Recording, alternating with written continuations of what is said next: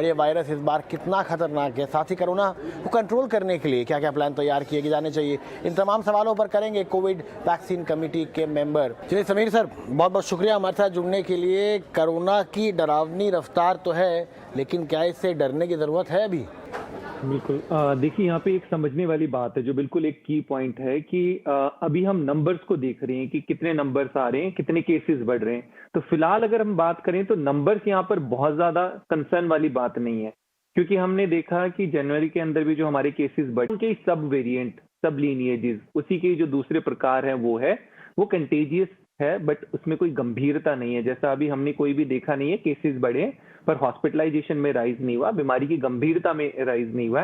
तो ये सब यहाँ पर देखने वाली बात है। तो इसलिए सबसे इंपॉर्टेंट और महत्वपूर्ण बात आ जाती है कि यहाँ पर वही प्रिंसिपल हमारा लागू होगा कि जो हमारे हाई रिस्क वाले लोग हैं उनके लिए कंसर्न है, तो उनके लिए निश्चित तौर पर हमें सावधानियां बरतने की जरूरत है। वो सारे जो प्रिकॉशन है वो चले गए, चलिए रिस्ट्रिक्शन अभी दूर की बात है, क्या प्रिकॉशन वापस से मैंडेटरी करने पड़ेंगे? बिल्कुल बिल्कुल, आपने बिल्कुल सही बात कही है। देखिए, हम हर चीज में स्पेसिफिकली पेंडेमिक की जब हम बात करते हैं तो प्रिवेंशन सबसे बड़ा हमारा हथियार है कि कितना हम जो है बीमारी को रोक सकते हैं बढ़ने से। इसके अंदर उसमें काफी ज्यादा फर्क है। फिलहाल अगर हम देखें तो अब हमारा काफी ज्यादा पॉपुलेशन वैक्सीनेटेड हो चुके हैं, उनको नेचुरल इम्यूनिटी भी है, मतलब हम ये कह सकते हैं कि हाइब्रिड इम्यूनिटी है। बीमारी के बारे में काफी हद तक हमें पता है कि किस तरह से इस पेंडेमिक से हमें लड़ना है। और इसके अलावा अगर हम बात वैसे भी करें तो फिलहाल अभी कोई भी नई तरह का वेरिएंट सामने नहीं आया है। देखिए, प्रैक्टिकली हमें इसमें देखना पड़ेगा क्योंकि सब चीजें अनलॉक हो गई है। तो सोशल डिस्टेंसिंग उस तरह से हम चाहे प्रैक्टिकली ग्राउंड लेवल पर इंप्लीमेंट नहीं कर पाएंगे। इंडिविजुअल लेवल पर निश्चित तौर पर, जैसा आप बोर्ड पे भी,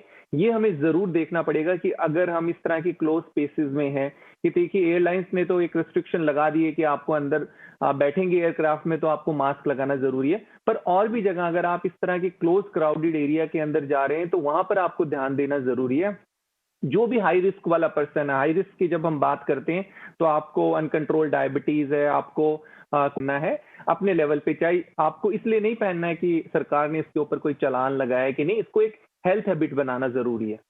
आखिरी सवाल मेरा आपसे ये होगा, देखिए कई लोगों ने सर 2 वैक्सीन के डोज लगाया और उसके बाद फिर कोरोना हुआ ही नहीं, तो बूस्टर अवेलेबल होने के बावजूद भी बहुत लोग नहीं गए। कितना ज़रूरी है अब फिर से जिन ने बूस्टर डोज नहीं लगाया उनका बूस्टर डोज लगा लेना? बूस्टर में एक चीज आपको बताना चाहेंगे कि हमारा बिल्कुल जो हाई रिस्क ग्रुप है उनके लिए बूस्टर बहुत ज्यादा जरूरी है, क्योंकि उनके अंदर इम्यूनिटी जो होती है, जो नॉर्मल व्यक्ति है उनसे कंपैरेटिवली उनकी इम्यूनिटी कम बनती है, तो उनके लिए बूस्टर बहुत ज्यादा जरूरी है। जो भी हमारे कोमॉर्बिड आते हैं, जिनको कोई ना कोई अन्य गंभीर बीमारियां हैं, या जो एल्डरली लोग हैं, इसके अलावा बाकी सब लोगों के लिए भी, जिस तरह से हमारी अडल्ट पॉपुलेशन के लिए भी बूस्टर आ गया, तो बहुत सारे लोग हैं जिनको नेचुरल इन्फेक्शन भी हो गया था, 2 डोज भी लग गई थी, पर अगर आपको वैक्सीन भी लगेगी तो जो वो वाली इम्यूनिटी है वो काफी लंबे समय तक रहेगी। वैक्सीन एक्वायर्ड इम्यूनिटी और भी लंबे समय तक रहती है, क्योंकि एक सर्टेन टाइम के बाद आपका एंटीबॉडीज जो लेवल है वो डिक्लाइन होना शुरू हो जानी चाहिए।